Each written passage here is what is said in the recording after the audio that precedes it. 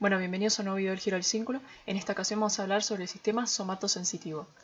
Primero arranquemos por la definición. ¿Qué es el sistema somatosensitivo? Bueno, este es un sistema que procesa las sensaciones corporales y una parte del sistema es estereoceptiva porque justamente la piel, por ejemplo, la piel de nuestro cuerpo recibe los estímulos del exterior que luego va a analizar, y por el otro lado es propioceptiva porque los estímulos provienen del interior a partir de la postura o el movimiento. Y acá tenemos 4 modalidades del sistema somatosensitivo. En primer lugar tenemos el tacto, que nos permite poder dar cuenta de la textura de los objetos, del desplazamiento de los objetos sobre la piel. Y los receptores del tacto están en las capas superficiales y profundas de la piel y se originan en los receptores periféricos especializados. Hay tanto receptores de adaptación rápida como el de Meissner y receptores de adaptación lenta como el de Merkel. Por el otro lado tenemos la propiocepción, que nos informa sobre el desplazamiento de los segmentos corporales, sobre la posición de los mismos, y los receptores están ubicados tanto en las articulaciones como en los tendones y en los músculos. Estos se activan cuando la articulación se pone en movimiento, por ejemplo, o cuando el tendón se tensa, o incluso también cuando el músculo se contrae y se relaja. Por el otro lado tenemos la nocicepción o sensibilidad dolorosa, que se activa cuando una noxa, como puede ser una aguja por ejemplo, incide en la piel y daña el tejido. Y luego tenemos la temperatura, que justamente nos permite dar cuenta si el objeto está frío, está caliente, si está tibio. Cabe destacar que cada una de estas modalidades va a tener una vía, como por ejemplo la vía espinotalámica. Eso lo habíamos visto en el video de vías y circuitos neuronales, así que no voy a desarrollarlo en este video. Por el otro lado, el cuerpo está conformado por un dermatoma, que justamente lo podemos ver en la imagen, que es una región delimitada de la piel de la cual proceden fibras que forman parte de cada raíz posterior de la médula. Esto quiere decir que las fibras de las 4 modalidades están ordenadas topográficamente a lo largo de toda la vía. Incluso si nosotros nos ubicamos en el extremo caudal del cuerpo, vamos a ver que las primeras fibras que ingresan a la médula espinal, que recogen la sensibilidad de los dermatomas, van a ser de las partes inferiores del cuerpo. Por el otro lado, el sistema somatosensitivo va a tener una organización jerárquica que se expresa a través de la modificación del campo receptivo de neuronas de primer orden, de segundo orden y de tercer orden. Los campos receptivos van a tener una cierta organización jerárquica y la extensión del mismo, es decir, la extensión del campo receptivo, va a depender de la posición del lugar que ocupe la neurona en la organización jerárquica. Por ejemplo, las neuronas de primer orden se activan cuando un estímulo incide dentro de su campo receptivo, y luego varias neuronas de primer orden sinapsan con una neurona de segundo orden, dando lugar a un campo receptivo más amplio debido a la superposición de las neuronas de primer orden. Lo mismo sucede con las neuronas de tercer orden, solamente que estas van a ser sinapsadas por neuronas de segundo orden. Entonces se puede ver cómo desde la neurona de primer orden hasta la neurona de tercer orden hay un cierto principio jerárquico. Acá, por ejemplo, podemos ver a la izquierda de la imagen que tenemos un rectángulo en gris que justamente alude a la piel, donde tenemos neuronas de primer orden que lo sinapsan en una neurona de segundo orden y por ende la activan. Cabe destacar que en el reconocimiento de un objeto, como puede ser el tenedor, trabajan las 4 modalidades en paralelo. Que, por ejemplo, en el reconocimiento de un tenedor, a partir de las propiedades físicas del objeto, se excitan los distintos receptores que informarán sobre la textura, sobre los bordes del tenedor, sobre la punta. Solamente se obtiene a través del tacto. Luego, a través de la propiocepción, se puede saber sobre su forma, sobre su tamaño. Claramente la temperatura nos va a poder informar si el tenedor está frío o si está caliente. Y luego, si nosotros tocamos la punta del tenedor, vamos a poder dar cuenta de aquella sensibilidad dolorosa, es decir, de la nocicepción. Entonces, esta información táctil sobre el objeto es como fragmentada por los receptores periféricos que reaccionan a las propiedades específicas del objeto.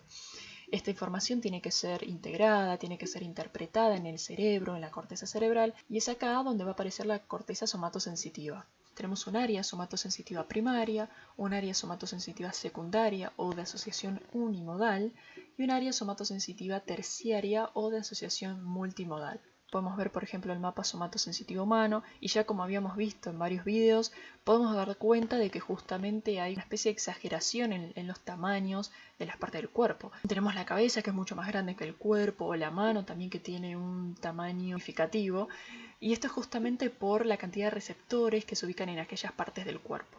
Cabe destacar que en este caso estamos viendo un corte del cerebro que pasa por la circunvolución parietal y está invertido. En este caso podemos ver las 4 modalidades somatosensitivas: el tacto, la propiocepción, el dolor, la temperatura, que arriban de manera ordenada la corteza cerebral en el área somatosensitiva primaria, formando un mapa de la superficie del cuerpo. Solamente se pudo obtener esta noción del mapa topográfico a través de la estimulación y el registro en el cual se utilizan los potenciales evocados, que no es un tema de este video. Bien, y fue Moncassel, a través de los microelectrodos, el primero en estudiar de qué manera cada tipo de receptor del sistema somatosensitivo se proyectaba sobre el área somatosensitiva primaria. Entonces, lo primero que él realizó fue una penetración del microelectrodo en el área somatosensitiva primaria, por ende atravesó todas las capas de esta área y registró una cierta actividad relacionada con un único tipo de receptor, como la propiocepción, proveniente de una localización corporal, como puede ser el dedo número 2. Luego, si realizaba nuevamente, atravesando todas las capas, esa penetración en una región próxima del área somatosensitiva primaria, podía registrar otra modalidad, es decir, otra actividad de la modalidad táctil, por ejemplo, correspondiente a la misma región corporal, es decir, al dedo número 2. Entonces, esto permite dar cuenta de que los distintos receptores somestésicos localizados, por ejemplo, en el dedo índice, es decir, en el dedo número 2, se proyectan sobre el área somatosensitiva primaria en columnas paralelas. Cada columna responde a un tipo de receptor somestésico y corresponde a una localización corporal. Estas columnas responden al mismo tipo de receptor y tienden a agruparse y a predominar en una parte del sistema somatosensitiva primaria, como los propioceptivos. Entonces, si nosotros consideramos este predominio de columnas que responden a un cierto receptor somestésico, podemos dar cuenta que el área somatosensitiva primaria está subdividida en 4 regiones paralelas diferentes que corren a lo largo del área somatosensitiva primaria. Por lo tanto, no hay un solo homúnculo somatosensitivo, sino que en realidad hay 4 homúnculos que ocupan las regiones determinadas 3A, 3B, 1 y 2. Bien, y acá podemos ver en la imagen que cada una de las hileras está constituida por columnas que responden predominantemente a una modalidad sensitiva somática. Por ejemplo, 3B recibe información proveniente de receptores táctiles, 3A recibe información proveniente de receptores propioceptivos de los músculos, el área 1 recibe información de receptores táctiles de adaptación rápida y el área 2 desde receptores propioceptivos de las articulaciones. Esta imagen también nos permite poder dar cuenta un poco de la disposición de las áreas. Bien, y ahora vamos a ver algunos experimentos que nos permiten un poco dar cuenta de la plasticidad que tiene el sistema somatosensitivo. Arrancando por los experimentos, en primer lugar tenemos la deprivación de entradas a la corteza somatosensitiva. En este caso lo que se realizó fue una sección quirúrgica de los dedos 1, 2 y 3 en monos. Cabe destacar que justamente esta sección quirúrgica se realizó sobre el nervio mediano, que es aquel nervio que permite poder enviar la información desde los dedos 1, 2 y 3 a la corteza somatosensitiva primaria. Entonces, si nosotros realizamos una sección quirúrgica, se produce una cierta anestesia en los dedos 1, 2 y 3 y por ende hay una interrupción de las entradas a la corteza somatosensitiva primaria proveniente de estos dedos. Y lo que se puede observar es que justamente hubo una cierta reorganización, es decir, esta área somatosensitiva primaria que antes respondía a los dedos 1, 2 y 3 y que ahora, debido a la sección quirúrgica, no iba a poder ser activada por esos mismos dedos, era activada por los dedos restantes, es decir, por los dedos 4 y 5. Las áreas de los dedos 1, 2 y 3 se redujeron y la de los dedos 4 y 5 se expandieron. Luego tenemos la inervación completa del miembro superior por sección quirúrgica de todos los nervios que conducen información sensorial del miembro superior. Produce una reorganización del mapa somatotópico en el cual se puede observar una reducción de las porciones correspondientes a la mano debido a la expansión de las porciones correspondientes a la cara. Y esto es lo que se conoce comúnmente como el miembro fantasma. Esta sensación del miembro fantasma se produce cuando se estimulan partes del rostro del mismo lado del miembro amputado. Entonces, lo que podemos ver en este experimento es que la inervación produce la ausencia de entradas sensitivas desde el miembro amputado y esto justamente conduce a una reorganización del mapa cortical, en la que las áreas correspondientes al rostro se expanden e invaden las áreas correspondientes al miembro amputado. Justamente un estímulo aplicado al rostro produce una señal en la corteza que antes pertenecía al miembro superior, al miembro amputado, y por ende el estímulo es interpretado como si hubiese sido aplicado justamente en aquel miembro superior, es decir, en aquel miembro amputado. Bien, luego tenemos un tercer experimento que tenía como objetivo aumentar el uso de la punta de los dedos 2, 3 y 4, en el cual se le daba a un mono adulto una recompensa alimenticia cuando hacía girar un dispositivo con cualquiera de esos 3 dedos. Tenía que usar sí o sí uno de esos 3 dedos, es decir, no podía utilizar el dedo 1 y 5. Entonces, lo que se observó es que el mapa correspondiente a los dedos de la mano se había modificado como resultado justamente del entrenamiento y mostraba un cierto aumento considerable de la representación cortical de los dedos estimulados. Entonces, no solamente se puede producir una reorganización del mapa somatotópico, como estuvimos viendo en los 2 experimentos anteriores, sino que en este claramente podemos ver que a través de la práctica se expande la representación cortical de aquellos dedos que habían sido sometidos a una actividad diferencial. La práctica y la experiencia toman un rol importante en lo que respecta con la modificación del mapa somatotópico. Esto se puede ver en otros 2 experimentos.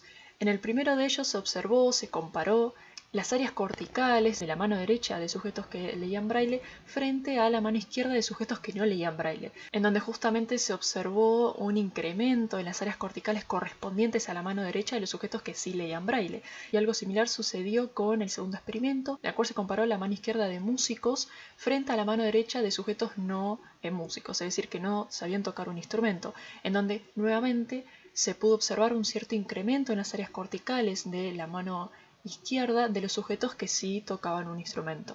No solamente se puede dar una modificación del mapa somatotópico como resultado de la deprivación sensorial extrema, es decir, lo que estábamos viendo en el ejemplo número 1 y número 2, es decir, en aquella deprivación y denervación, que justamente daba una reorganización del mapa somatotópico, sino que también a través de la práctica y de la experiencia se puede dar aquella modificación. Y por último tenemos otro experimento que tiene que ver con la discontinuidad de la representación de los dedos 3 y 4 de la mano. Cabe destacar que los dedos de la mano tienen una cierta representación cortical delimitada, es decir, que los estímulos que se aplican al dedo 1, por ejemplo, van a activar el área correspondiente al dedo 1 en el área somatosensitiva primaria, pero no se va a activar el área correspondiente al dedo número 2. Es decir, que hay un cierto límite entre las zonas que son activadas en el área somatosensitiva primaria, dependiendo de a qué dedo se aplica este estímulo táctil. Y en este caso se realizó una sutura de los dedos 3 y 4 de la mano de un mono, por ende el mono tenía que utilizar ambos dedos. Es decir, si quería, por ejemplo, tocar algún objeto, claramente lo iba a hacer tanto con el dedo 3 como con el dedo 4. Entonces las áreas corticales que se iban a activar iban a ser tanto las áreas correspondientes al dedo número 3 y al dedo número 4. Observó con este experimento es que aquel límite ubicado en el área somatosensitiva primaria que justamente marcaba una diferencia entre cuál era el área correspondiente al dedo número 3 y cuál era el área correspondiente al dedo número 4, había desaparecido, es decir, no había un límite. En cambio, el límite del dedo número 2 y el dedo número 5 estaban conservados. Entonces, justamente este experimento da cuenta de la plasticidad del mapa somatotópico y de cómo a través de la experiencia se puede dar una modificación en el mismo. Las conexiones de entrada a las neuronas corticales se establecen gracias a un mecanismo de disparo sincronizado, el cual se lo conoce como plasticidad hebbiana. Esto quiere decir que si 2 o más neuronas se disparan juntas, se establece como una cierta conexión entre ellas y por ende cuando una de estas neuronas se active, se va a disparar el conjunto, es decir, se va a activar el conjunto. Bien, y por último vamos a ver un experimento realizado en roedores. Cabe destacar que el tacto de los roedores depende más de los pelos del hocico que del purplejo de los dedos. Es decir, que el mapa somatotópico del área somatosensitiva primaria de los pelos del hocico tiene un área mucho más extensa que la de los dedos. Luego de una estación en el tálamo, estas fibras arriban a la capa 4 del área somatosensitiva primaria y van a sinapsar con neuronas agrupadas en una estructura columnar denominada barril. Es decir, que hay un barril por cada pelo. Hay una representación cortical de los pelos del hocico del roedor en barriles que justamente forma una representación exacta de la distribución de los pelos en el hocico del roedor. Y cada barril de la capa 4 se activa por la estimulación de uno de los pelos específicos del hocico del roedor.